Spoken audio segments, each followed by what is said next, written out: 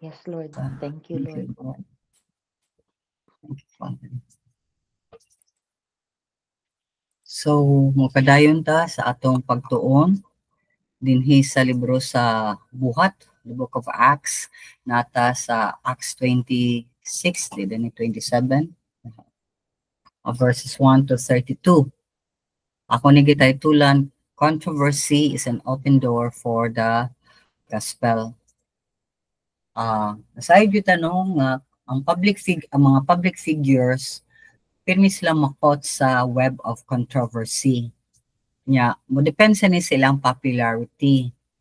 Popular ba sila sa ilang mga gipang buhat or sa ilang field, or daghan ba silang mga issue mao nang na popular sila. So, wonder tingali mo nga ano man yung kung ma-public figure ang tao, makot man siya in controversy.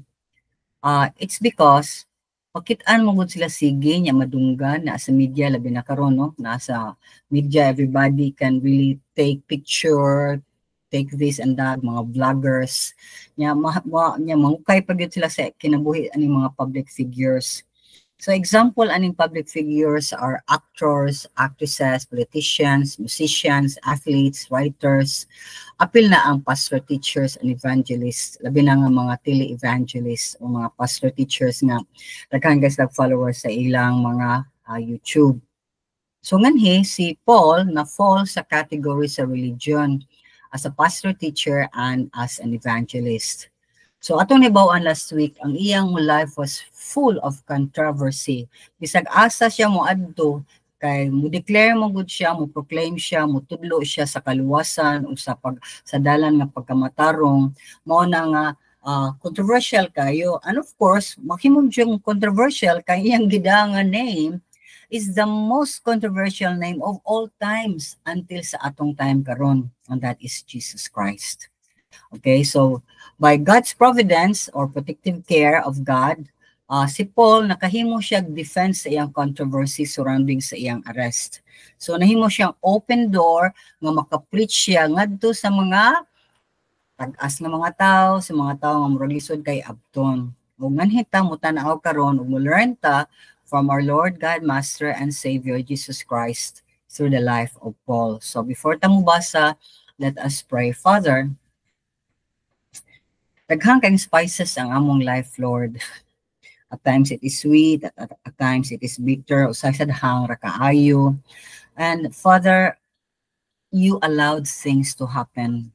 And we are going to learn in the life of Paul so that, Lord, we will always, Lord, welcome controversies in our lives, though not pleasant, but Lord, we must embrace it and welcome it with an outlook or the perspective that you have, like your son, Jesus Christ. And you taught Paul also that kind of perspective, a perspective of hope, of joy, and willingness, Lord, to suffer for you. So, Father, as we go through, Lord, this whole chapter, we ask of you, God, for your wisdom and understanding to be upon us. Let your Holy Spirit teach us, Lord, himuha nga mo masulat jud sa among kasing-kasing sumuhuna-huna, and kung maabot mi anang dapita o Ginoo, Lord, maka-remember din mi sa story ni Paul. And Lord, we will have the strength as well as you've given Paul that strength, oh Lord, to face the trials in his life. So Father, thank you for this time and lesson that you have given us. To you alone is the glory, honor, and praises, Father, in Jesus' name. Amen. So nata sa Acts 26, 1 to 32. Then Agrippa said to Paul, you have permission to speak for yourself. So Paul motioned with his hand and began his defense. King Agrippa, I consider myself fortunate to stand before you today as I make my defense against all the accusations of the Jews, and especially so because you are well acquainted with all the Jewish customs and controversies. Therefore, I beg you to listen to me patiently. The Jewish people all know the way I have lived ever since I was a child, from the beginning of my life in my own country and also in Jerusalem. They have known me for a long time and can testify, if they are willing, that I conform to the strictest sect of our religion, living as a Pharisee. And now it is because of my hope in what God has promised our ancestors that I am on trial today. This is the promise our 12 tribes are hoping to see fulfilled as they earnestly serve God day and night. King Agrippa, it is because of this hope that the Jews are accusing me. Why should any of you consider it incredible that God raises the dead? I too was convinced that I ought to do all that was possible to oppose the name of Jesus of Nazareth. And that is just what I did in Jerusalem. On the authority of the chief priest, I put many of the Lord's people in prison. And when they were put to death, I cast my vote against them. Many a time I went from one synagogue to another to have them punished, and I tried to force them to blaspheme. I was so obsessed with persecuting them that I even hunted them down in foreign cities. On one of these journeys, I was going to Damascus with the authority and commission of the chief priests. About noon, King Agrippa, I was on the road. I saw a light from heaven, brighter than the sun, blazing around me and my companions. We all fell to the ground, and I heard a voice saying to me in Aramaic, "Saul, Saul, why do you persecute me?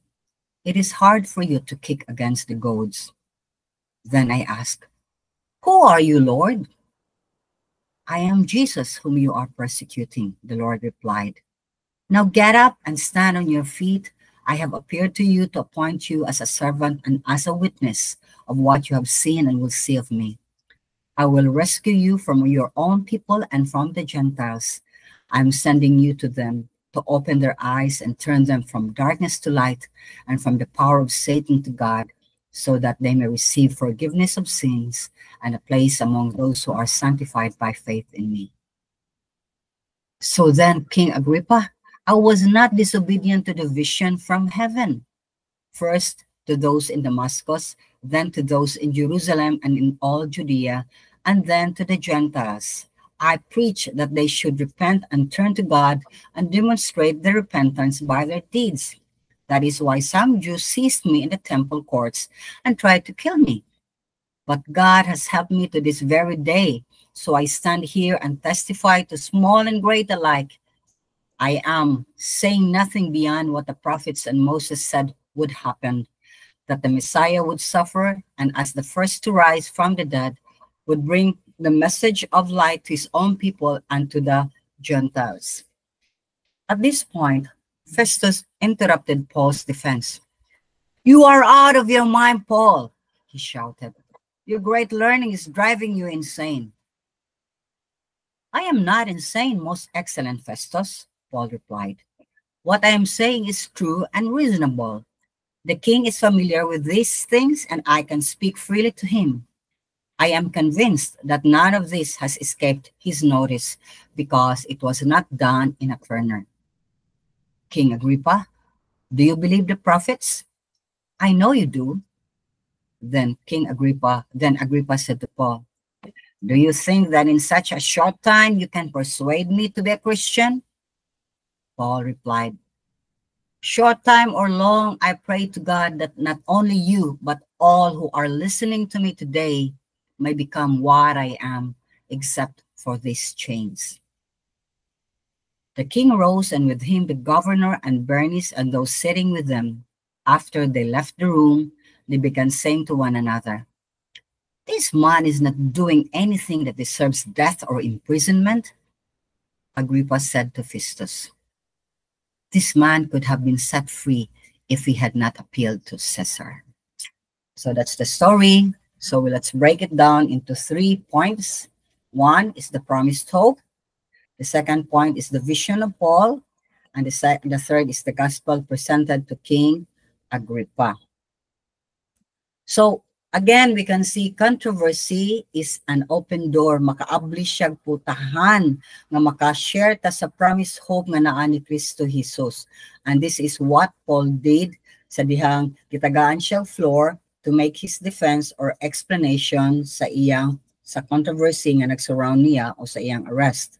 So, makita nato dinhi ang point number 1, gi-share ni Pablo ang promised hope nga mao ay nakakos sa iyang pagka-priso.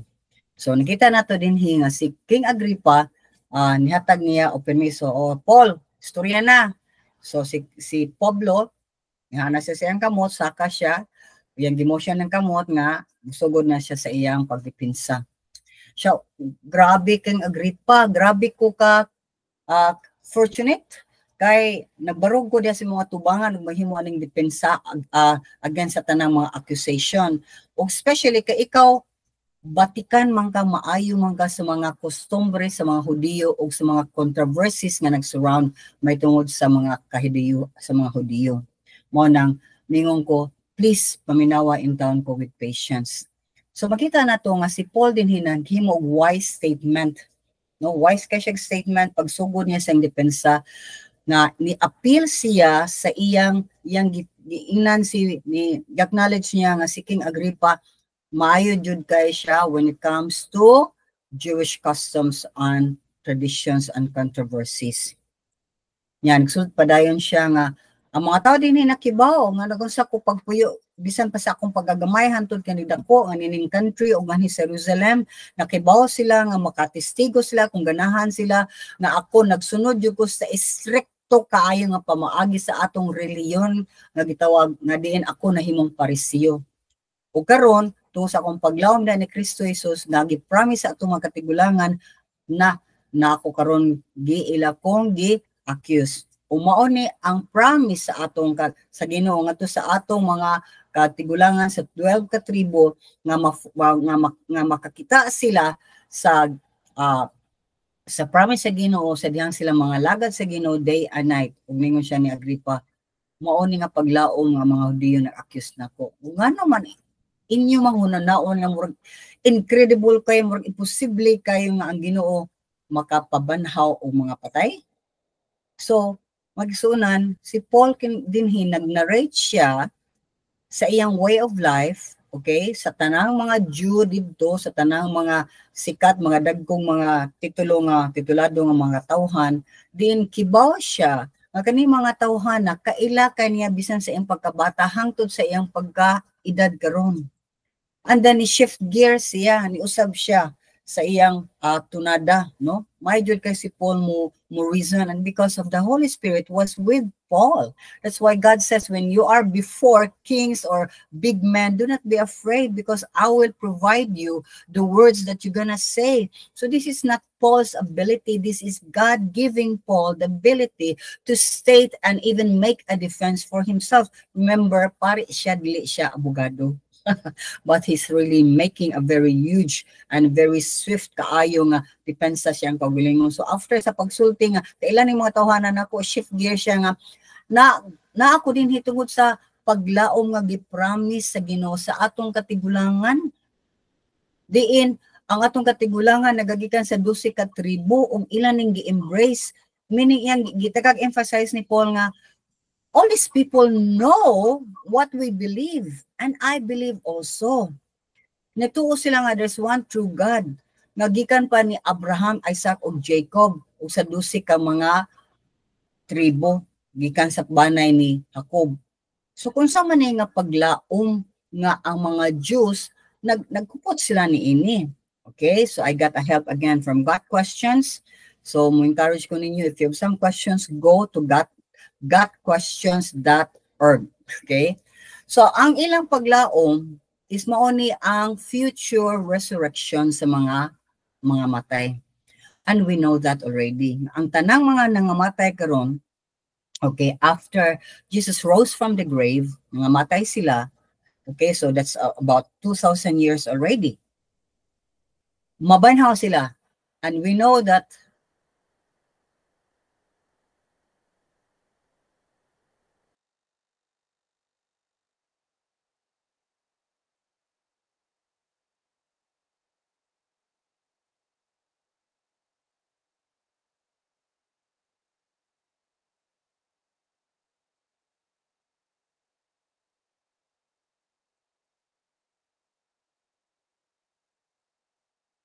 Nawa lagi.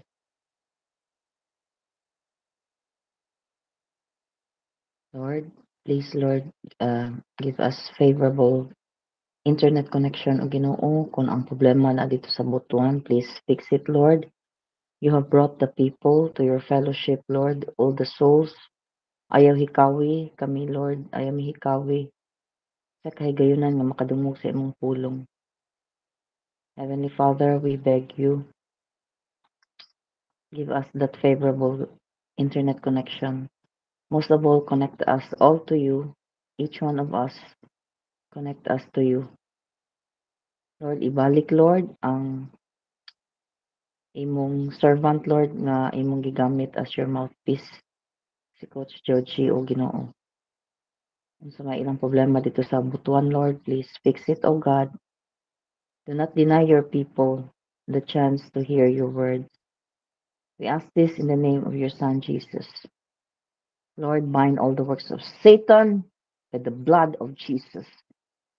Ay itugot nga ang kaaway mo balda mo hasol o Ginoo ug mo babag sa among tinguha nga makadungog sa imong tingog. By the blood of your Son Jesus, bind all the works of Satan in the name of Jesus. Amen.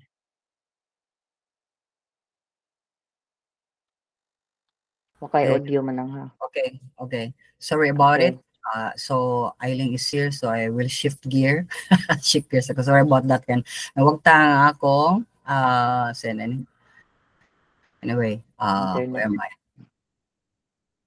Controversy. Okay, so the hope that the Jews were pinning on is the hope of the resurrection, and we know that everybody who died after Jesus Christ rose from the grave, or after after he ascended to heaven, actually, because when he rose from the grave, those people came back to life, but they died also again. So for 2,000 years nga mga dead people are going to resurrect, and we know what is that? In the rapture. Okay, and they will go ahead of us if you are still alive, if this will happen today, tomorrow, or whatever. So we have that hope that our body are only on time out, is only sleeping, but the spirit is already there in heaven. And if God permitting, we will not go go through death. We will just be translated immediately to heaven, to a glorified body. Wow, that's really a dream, an aspiration, a desire I have in my heart. Okay, so we are pinning on that hope as well as Gentiles, and the Jews also are pinning on that, but not every Jew believe on it, because the Sadducees, as we know of, do not believe in resurrection. They do not believe in spirits. They do not believe in angels. Okay, so but they believe in Abraham. They believe in the Quran. They believe on this. But the Pharisees do. But some way or another, they connive with each other. They made partners, partners in crime, to put Jesus to death. And the other hope that they have is the promises given to Israel. And at that time, they already claimed the promise given to Israel to have the land. Okay, although they did not fully obey God when God said, claim all this land, they only claims portion of that land. Okay, and that's why even right now they are continuously giving away their land, and they are really only occupying a very small portion of the promised land that God wants to give to them. At the same time, it's the redemption, the hope of the redemption of the body and the whole creation. We're hoping also for eternal glory, Colossians 1:27, eternal life, and the inheritance that we're going to receive for those who believe in Jesus Christ, Titus 3:5-7. The return of Christ, we are pinning on that. And yes, we know when Jesus Christ returns, we are returning with him. Isn't that glorious? And the transformation into the likeness of Christ as we are being sanctified day by day, we are here proclaiming and declaring at the same time our lives are being examined by meticulous eyes, because they want to see if our life is what we say, and in what we say is what we do. That's why in John 3:2-3 says, if you are in Christ, you will never continue to sin. And the other hope that we have is the salvation that God promised in 1 Timothy 4:10. And of course, simply Christ himself. We want to be with Christ forever. So for Paul to state this hope, especially the resurrection of Jesus, ni conclude si Paul, it was this promise of God that the religious leaders do not accept his preaching. They do not like what he's saying, and that's why they arrested Paul. But at the same time, in his defense, Paul threw a question. We would say that a curved ball sa baseball pa na, because a curved ball or in volleyball, the ball will just go straight and suddenly it just curves, okay? So his curved ball is saying, why should any of you consider it incredible that God raises the dead? Or why would you think it's impossible for God to raise the dead when he himself rose from the grave and ascended back to heaven? So Paul threw this question to prominent people that were there. And when you say prominent people, they're supposedly wise. But right now, in our time and days, we can see those people out there who's supposedly governing our countries, they are the most twisted. They are not thinking right because they do not know Christ. That's why we need to pray for them and for all nations at that. So there are things to remember, that this book, the book of Acts, is an account of the work of the Holy Spirit among those who believe, especially the disciples of Jesus Christ. This is the story of the church, how it came to be. If there is a church that we need to look at, created 2,000 years ago, this is the church of Jesus Christ. And through the preaching of the apostles, of which Paul was the last one called by God to proclaim the gospel to the Gentiles. And according to NIV commentary, King Agrippa and his lineage, as we learned last week as well, were the enemy of Jesus Christ. And of course, anyone who follows Jesus Christ becomes enemy of this king. Now, King Agrippa was an ally of the Sadducees. The Sadducees are the people who are filthy rich, and they are having bigger or number in the council of the Jews. As I've said, they do not believe in angels, eternal life, and resurrection of the dead. And most of all, they do not believe that Jesus Christ rose from the dead. So, because they are friends, King Agrippa and this influential priest, King Agrippa appointed a Sadducee as a priest. So they are the Speaker of the House in our government. These are the group of religious leaders that wanted to kill Paul and were placing false charges against him. But do not think that the Pharisees were not included. There were also Pharisees because they were envious of Paul, because no more people were following them, and because there were lesser people, lesser tithes, lesser money. Okay, that's that's the problem of religion right now. People will only preach because they want to get money. They only preach to the rich. They want this kind of people group. They don't want to go to the poor because the poor people can never give. But whether people will give or not, everyone who are called by God to preach the word, and that is each and every one of us, whether you are a pastor or not a pastor, we are called to preach the word of God. Whether people will help us or not in our ministry, that's their problem, but we have to preach the gospel because we are going to face a bigger problem when we see God face to face. So Paul, in other words, supported his claim, the hope promised by God, with his testimony. So from that, from facts, from truth, he supported that with his testimony, how he opposed the name of Jesus. And he narrated it in the following verses. I will read it again. He said, I too, before, okay, he was narrating his former way of life, because all of us have a former way of life, how we oppose also God. So so Paul also made this testimony. He said, I too was convinced that I ought to do all that was possible to oppose the name of Jesus of Nazareth. And that is just what I did in Jerusalem on the authority of the chief priest, remember, okay? So he was there with the authority, and he put many of the Lord's people in prison, and when they were put to death, I cast my vote against them. So he was a murderer, a killer of the people of God. And he continued with his testimony. Many a time I went from one synagogue to another to have them punished, and I tried to force them to blaspheme. So he was really coercing them, was really pushing them, recant, that Jesus Christ is not your God, okay?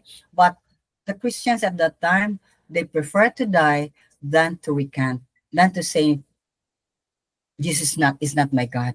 So I hope really believers of the Lord Jesus Christ that because we are in a very, very compressed time right now, where a time will come, even here in the Philippines, that if we cannot read the Bible and we cannot say the name of Jesus Christ, and most of all, we will be told to recant your faith. So that's why I see that among the younger ones, because they will be the one facing the hardest of times. And we must disciple them. We must reach out to them. We must tell them, we must read the Bible to them and tell them how much God loves them by dying on the cross. So this is Paul making a testimony of his previous life. And he continued, I was obsessed with persecuting them, that I even hunted them down in foreign cities. So he continued that when he pursued the believers in foreign cities, because he went there, we go to point number 2, the vision of Paul. And I continue on this account of Paul.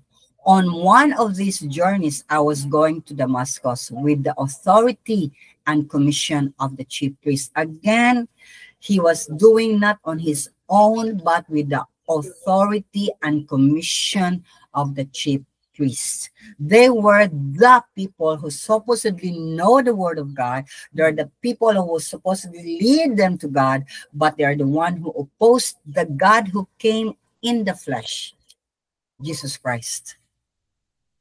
That's why we need to read our Bible and ask the Spirit to teach us.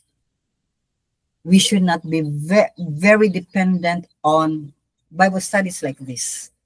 You need to read, because when I preach, the things that you have read are only confirmed, and it can also save you from any deceiver. Because if I am a deceiver and you will just eat everything I will say because you don't have enough knowledge of God, then I can bring you to hell, not to heaven. And you can always be safe because you will say, oh, okay, she's saying the right things. Yeah, I've read that in the Word of God. Oh, she explained, and I see deeper things, meaning of this. So that's what the hope is about. It will just be a help. At the same time, a protection for you. So again, I really encourage you. It's still January. I always campaign for reading the Bible for 1 year. And if you can do it twice in 1 year, very good. If you can read it 4 times, 5 times in a year, much better. Because the more we read, the more we refresh our soul with the Word of God, the more it is there intact, and our ears will be able to discern if the person preaching is still in the right course or not. Remember, Satan is well versed in the Bible as well. So you see here, Paul was doing this because he was very much in love with his religion. It became his idol. Just like what Ison throw to me. Paul Washer is a very hard preacher. Maguba imong dunggan if you're not ready for his preaching, if you're not open to the Word of God, because he really convicts us with so many things that when people says, I love my church, he was saying, actually, you idolize your church or your ministry. So that's why this is what Paul was. He was idolizing his ministry, his religion, and he was willing to kill anybody for the sake of their religion. And you know what is going on right now, diba? There's one big religion right now. In the name of the religion, they're willing to kill not only Jews, but everyone that will go against the religion or those who will not believe in their religion. So I don't know if you know that religion. It begins with the word M. So Paul continued to make a testimony that this trip was the blessing of the chief priest and how he collaborated with them in persecuting the people of God. And we'll continue. He said in verse 13, and continued in other continued down verses. About noon, King Agrippa, I was on the road. I saw a light from heaven, brighter than the sun. A light brighter than the sun. Who could that be? If he created the sun, then he's brighter than the sun. He's more magnanimous than the sun. And it was a huge light blazing around Paul and his companions. And Paul said, we all fell to the ground, and I heard a voice saying to me in Aramaic, in his language, God just spoke in his native tongue, saying, Saul, Saul, why do you persecute me? It is hard for you to kick against the goads. Now, let's look at what does it mean, kick against the goads. So it means it's hard for you to kick against the pricks. It is a Greek proverb, but it is familiar to the Jews and anyone who made a living in agriculture. So this is an illustration. An ox goad was a stick with a pointed piece of iron on its tip used to prod the oxen when plowing. So i-prick, ano ba? Tuslokon ang ox para mo turn to the right, turn to the left. So the farmer would prick the animal to steer it in the right direction. Sometimes the animal would rebel by kicking out at the prick, and this would result in the prick driven even further into his flesh. In essence, the more an ox rebelled, the more it suffered. Thus, Jesus' words to Saul on the road to Damascus, it is hard for you to kick against the pricks or the goads. So, kung mo kick ka, o ang like the ox, mas mo penetrate. So, we can see here, it's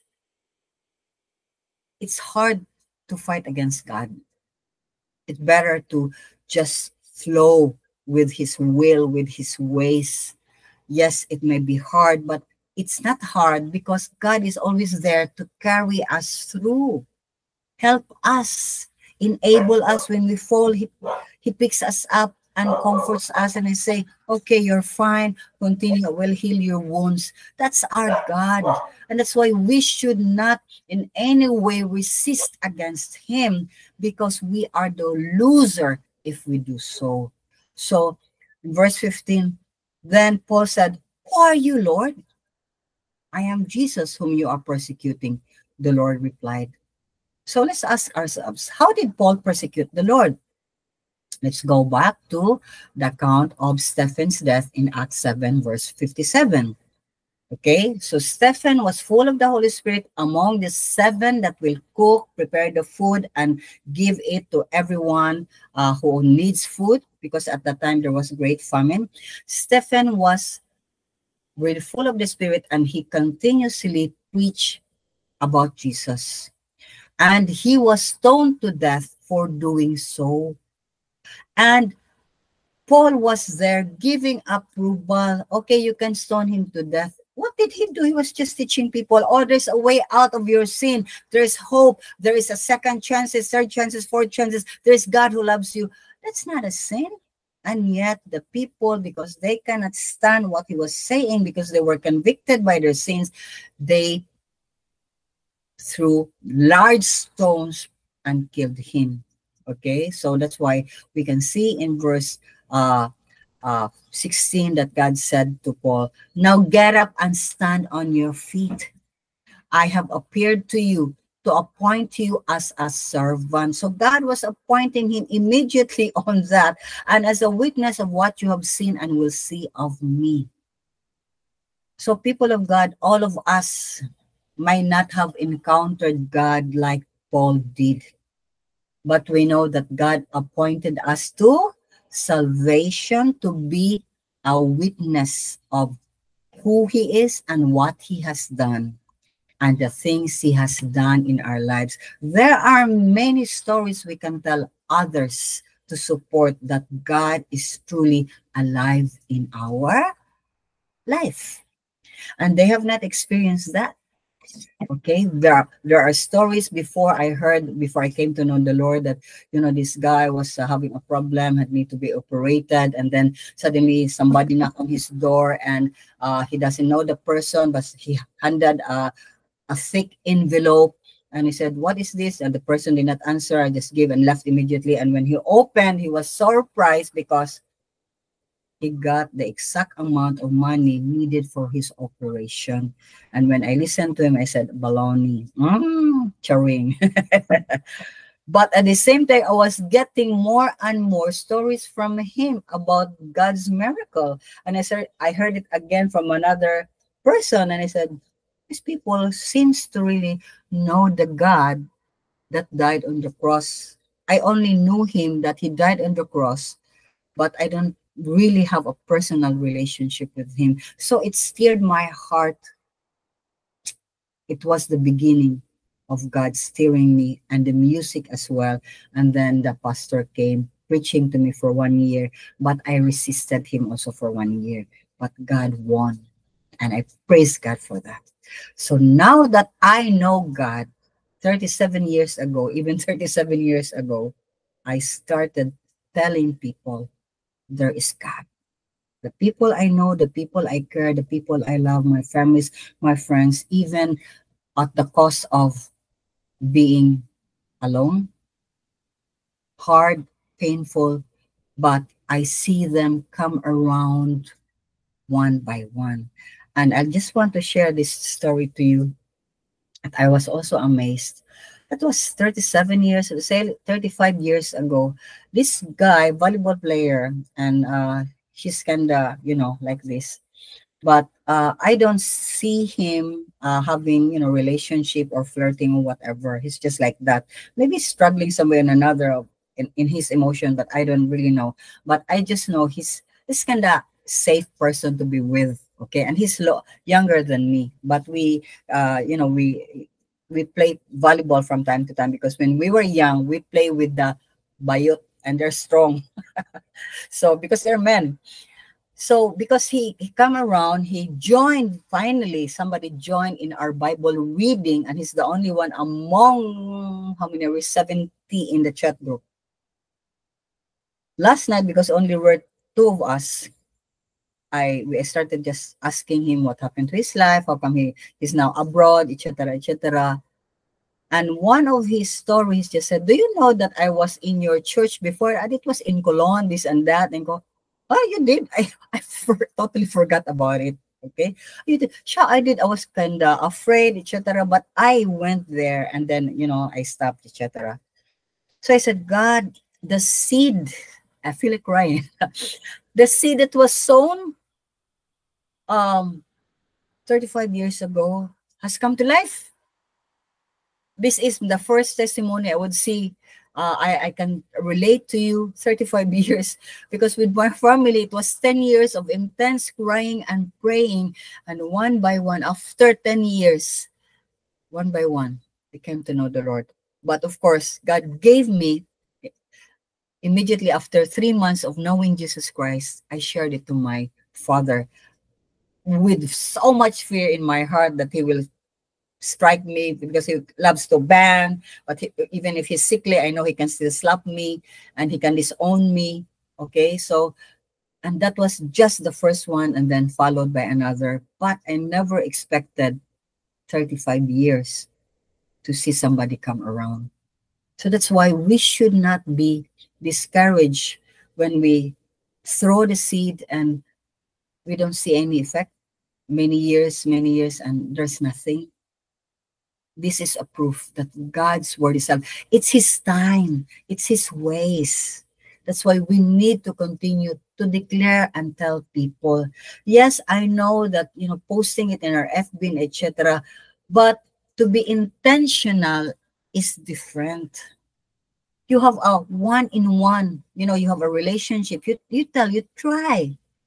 Even after that, you'll be slapped or you will be turned away as a friend. It's okay. You'll be turned away as a member of the family. It's okay. The price has to be paid. If Jesus Christ paid for his life, came down from heaven and came here on earth to die for us, what's the difference? God says, follow me. And Paul said, follow me as I follow Christ. So, people of God, let us witness, declare, testify who God is, because time is getting closer. Our departure here, the rapture is coming. Although we don't really know, but we know with all the events going on, we know it is inevitable. It is coming. So then Paul continued in verse 17 that God said to him, I will rescue you from your own people and from the Gentiles. I am sending you to them to open their eyes and turn them from darkness to light and from the power of Satan to God, so that they may receive forgiveness of sins and a place among those who are sanctified by faith in me. So God made clear the mission of Paul. And before God stated his mission, God said, I will be with you. I will rescue you. Okay, the assurance was there immediately, because you're going to the people and to your own people and the Gentiles, and to open their eyes and turn them from darkness to light, from Satan to God. It is an enormous battle against the spiritual beings. And who are we to fight against Satan if we are not sent by God? If God is not with us, don't try to fight the enemy. Don't try to provoke him unless you, even if as a believers, don't provoke him unless God tells you to do so. But being a believer already, you are already in the different camp. You are in the camp. You are in the team of Jesus Christ, that you have transferred from the team of Satan to God. And now Paul was in the team of God. God said, you go and take some under Satan's bondage and bring them to me, so that they may receive forgiveness of sins and a place, meaning a place in me, in my kingdom. And that place will be for those who are sanctified by faith in me. That's why our change, our sanctification, our our trials, our difficulties in life are part and partial of our walk.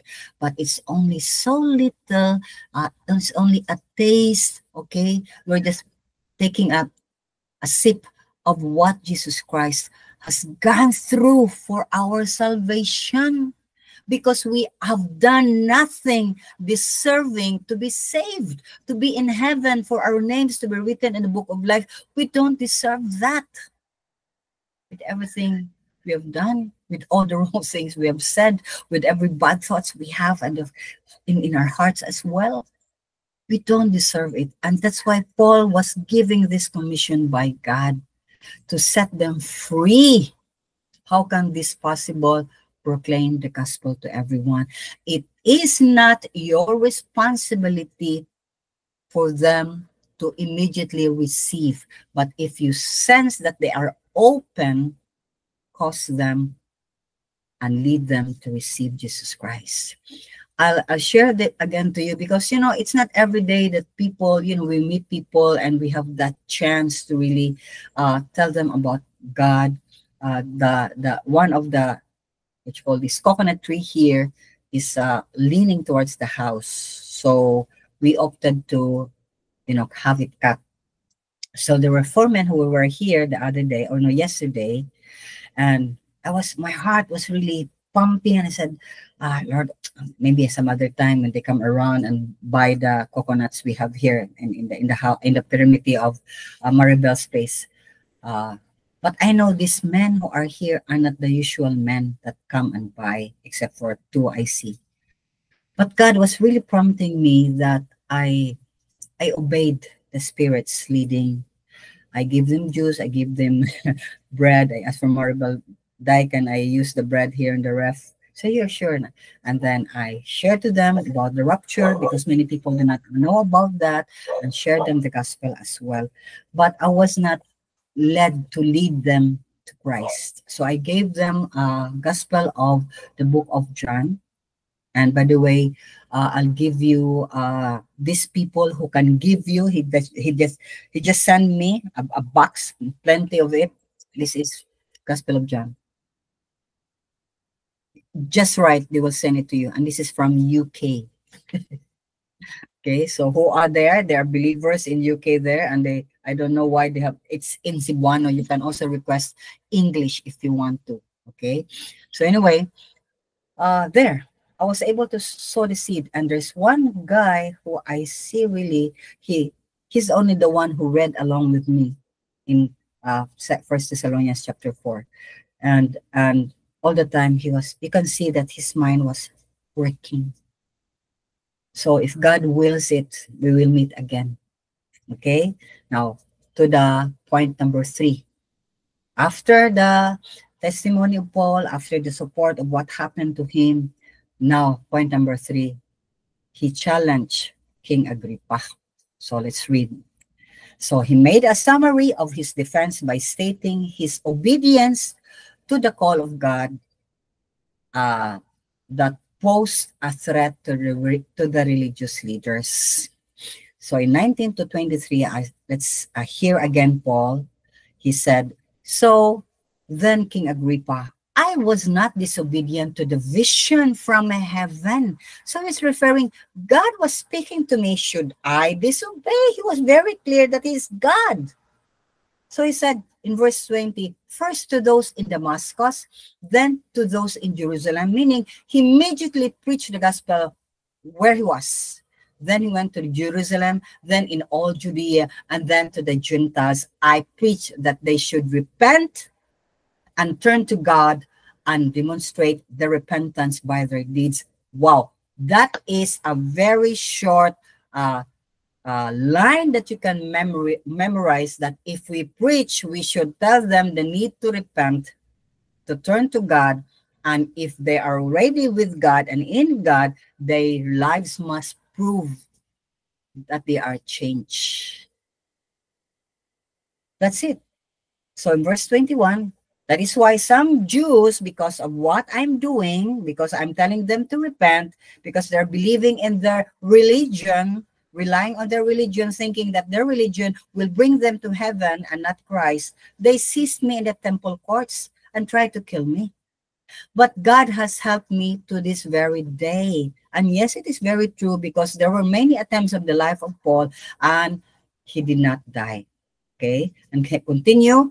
He said, so I stand here and testify to small and great alike. I am saying nothing beyond what the prophets and Moses said would happen, that the Messiah would suffer, and as the first to rise from the dead, would bring the message of light to his own people and to the Gentiles. Paul emphasized once again the resurrection of Jesus Christ from the dead. This is a teaching, a doctrine that is powerfully worth mentioning, because you only and I has this kind of doctrine or teaching, and we are holding on our dear life to that because we know it is true. For there is no other God who became a man, died for a sin, rose back to life after 3 days, and ascended back to heaven, seated at the right hand of the Father. But it was too much for Festus, the governor, to hear that he responded this way to Paul in verse 24. You are out of your mind, Paul. He was shouting, Paul, you're out of your mind. Your great learning is driving you insane. it was the enemy's way to stop Paul. But God used it to challenge King Agrippa instead. God used it to turn around the table for the people to have the chance to be saved.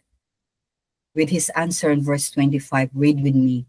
I am not insane, most excellent Festus.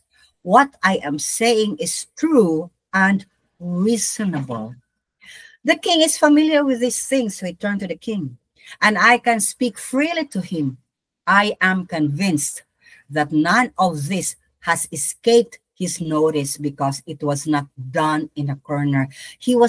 Paul was confident that King Agrippa knew the story of Jesus Christ because their lineage were the enemy of Jesus Christ. That's why in verse 27, he addressed to King Agrippa intentionally. King Agrippa, do you believe the prophets? I know you do. Okay, so King Agrippa believed the prophets, but do not believe what the prophets are saying. He do not believe that Jesus Christ is the one prophesied by the prophets.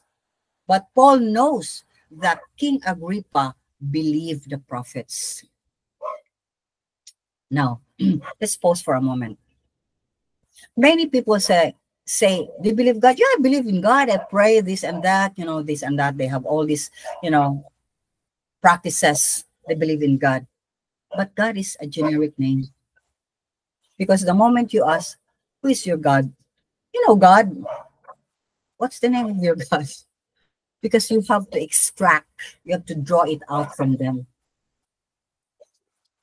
And us here in the Philippines, we believe we are lying actually to ourselves, we are thinking and believing that we believe in God when we don't. Because if we believe God, then we should believe the Bible and we should get to know God because he's not far away, he's only a mouth away. And if we confess that he's the Lord God and Savior sent by God Father, then we will be saved. We don't really believe God because we only create God. People create God in their own mind according to the kind of God that they can command. So therefore, the God they have is not God because the God they have is under them. They're the one, their God is dependent on them. How can that be a God that is dependent on a human being when it should be the human dependent on God? Dependent on God's provision, protection, help, and everything else. Okay? So King Agrippa was trapped in a corner with this question. Do you believe the prophets? I know you do. Verse 28. Then Agrippa said to Paul, do you think that in such a short time you can persuade me to be a Christian? He was already putting up many walls. He was thinking, you cannot convince me to become born again, Paul. I believe in the prophets, but I'm not going to be born again. I'm not going to be a Christian. You see, people, we want to categorize things. That's why again, I encourage you.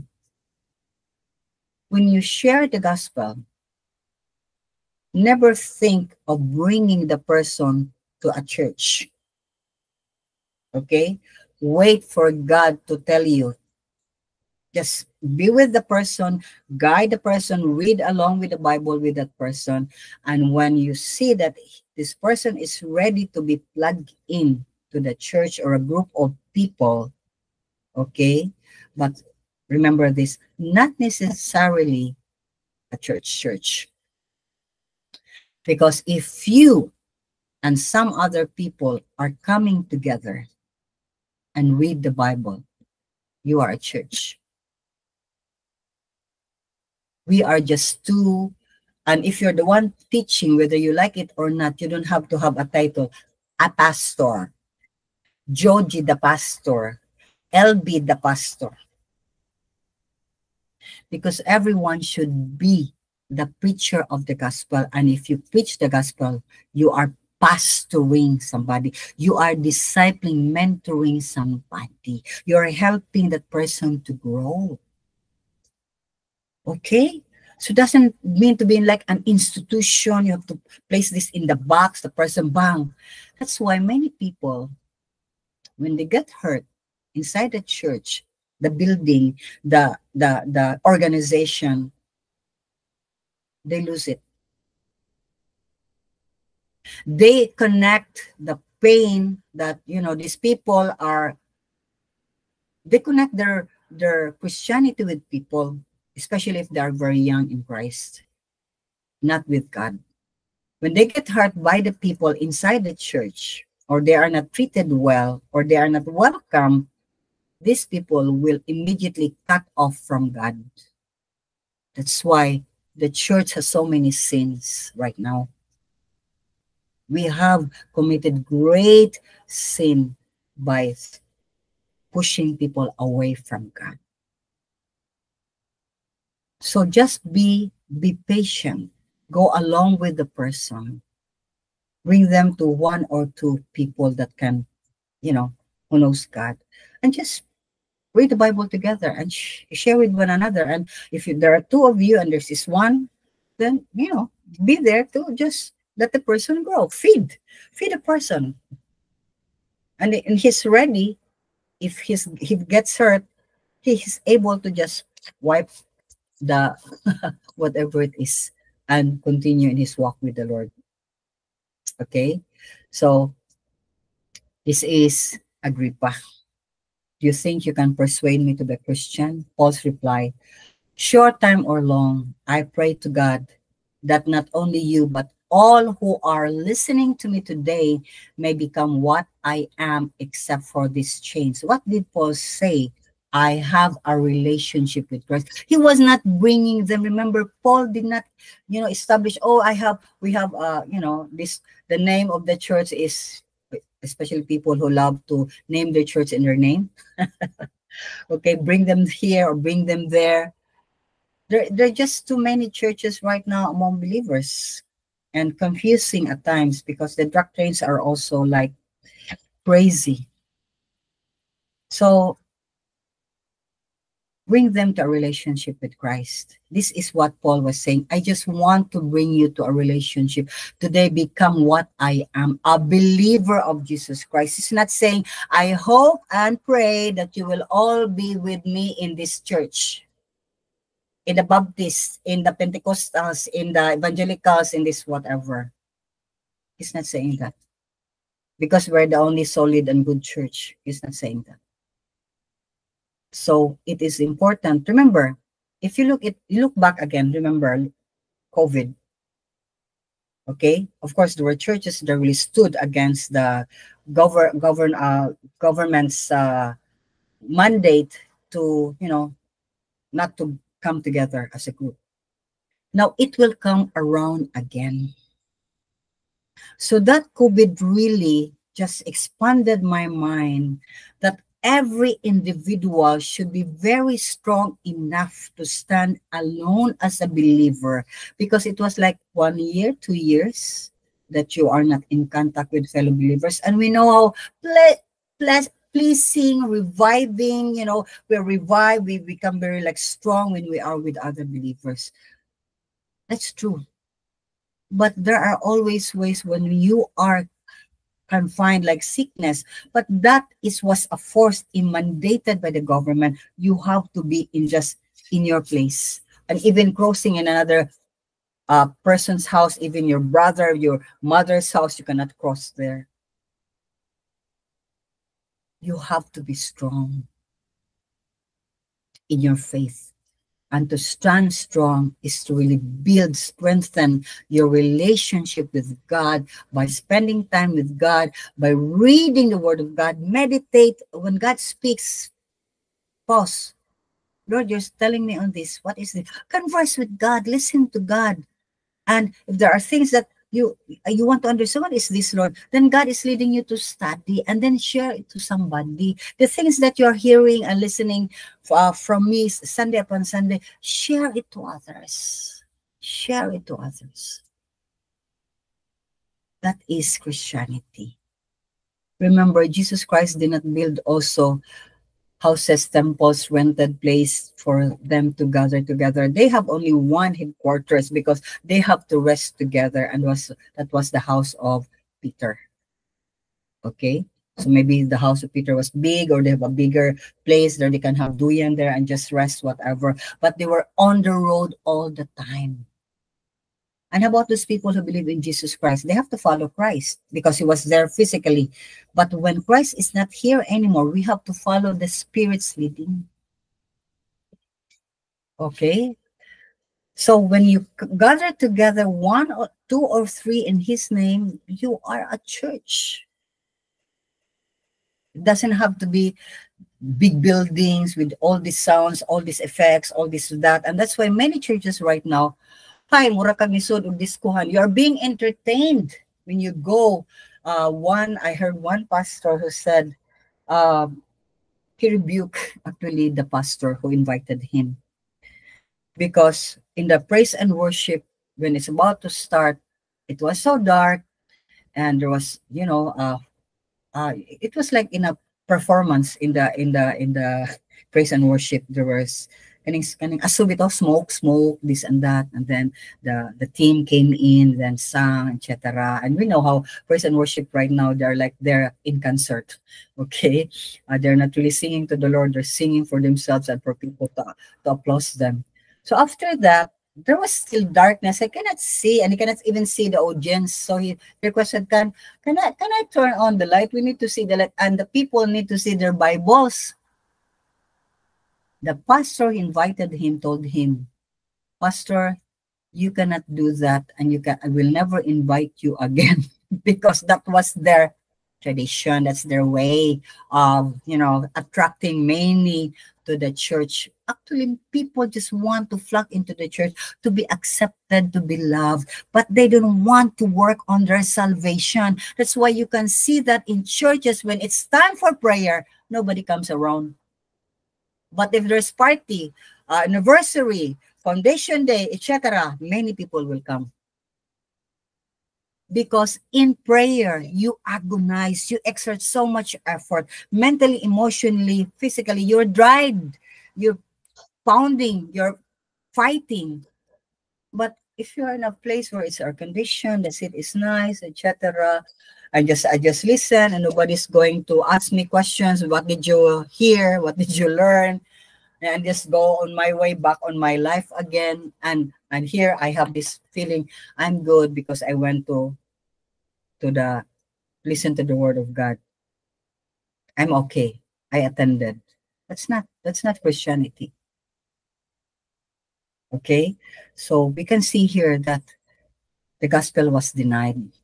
And not only did he said to Paul, you cannot make me a Christian. Verse 30, the king rose, and with him the governor and Bernice and those sitting with them. After they left the room, they began saying to one another, to comfort themselves, because they were already challenged by the gospel. This man doesn't deserve death or imprisonment. Only if he did not appeal to Caesar. Actually, they can release Paul if they want to. He's the king. And Festus was asking him how to do something about Paul's case. He also did not do anything because he did not like what Paul was doing, and most of all, because Paul was intentionally asking him, do you want to believe in Jesus Christ? Friends, once again, God is teaching us today that whatever adversity you may be facing now is actually an open door for you to share the gospel. Because when a true believer is caught in a controversy, it is not his making. People want to talk about you. People want to put down on you. You're not doing anything to put you down. Who wants to be put down? Nobody. But when people try to put you down, accuse you, blaspheme you, whatever, it is God. For you to see that these people need to hear the gospel. Give them the chance to repent and be saved. Just say the word and let God work in their lives. However, if you are not in such a situation right now, remember, when it comes to you, the controversy, do not succumb to temptation of being desperate, angry, sad, or whatever. The attitude should be rejoice, because God said, those who were before you were persecuted, so rejoice and be glad that God has given you the opportunity to taste what he went through for our salvation. And do not forget that it is God's will for you to suffer controversy, for you to enter the open door in sharing his great plan of salvation for mankind. And that is by grace through faith in Christ Jesus alone. Grace and peace of Christ be with us all. Let's pray. Father, we praise you and we thank you, for you are God who loves us so much. Thank you, Lord, for your word. Thank you, God, for just allowing us to really see the need to really bring the gospel out to everyone we know, even in tracks, Lord. Oh God, even in, in our gestures, but Lord, really we have to deliver the word, because you are the word and you are alive. So Lord, please stir our hearts. Don't allow us to forget. Help us to be anxious kung what may ka-share, Lord. And help us to see open doors that you will open for us, and remove any fears and doubts in our lives, Lord, in our hearts. Remove fears, oh Father, we pray. And thank you, Lord God, for speaking to us. We give you praise and glory, Father. In Jesus' name, we pray, amen. And let's close with this song that is a prayer and at the same time a memory verse. And I would like to post it here in the chat group. Wait. Psalm 67 verse 1 and 2. So it's there. Wait, I'll send it. Psalm 67 verse 1 and 2. May God be gracious to us and bless us and make his face shine upon us, that your ways may be known on earth, your salvation among all nations. Psalm 67 verse 1 and 2. May God be gracious to us and bless and make his face shine upon us, that your ways may be known on earth, your salvation among all nations. Psalm 67 verse 1 and 2. God bless.